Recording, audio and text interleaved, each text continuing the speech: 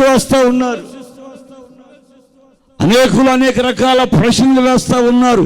ఇదిగో ఈ పండు తినని అవ్వకి ఏ విధంగా అయితే చెప్పిందో సాతాను, ఆ విధంగా నిన్ను ప్రశ్నించి దేవుని సన్నిధి నుంచి తప్పించి అదో పాతాళానికి ఈడ్చుకొని వెళ్ళడానికి సాతాను ప్రయత్నిస్తున్నటువంటి దినాలు ఈ దినాలు. ఇలాంటి దినాలలో నీవు ఎక్కువగా దేవుని యొక్క కాపుదలలో ఉండాలని ప్రభు నిన్ను ఈ రాత్రి హెచ్చరిస్తున్నాడు. ఆయన చేసిన త్యాగం అలాంటిది. స్తోత్రం కలుగును గాక. నీకోసం రక్తపు ముద్దగా మార్చబడ్డాడు ఆయన నిలువెల్లా ఆయన రక్తంతో నింపబడిపోయాడు. చివరి బొట్టు వరకు తన రక్తాన్ని మన కొరకు చిందించినవాడు.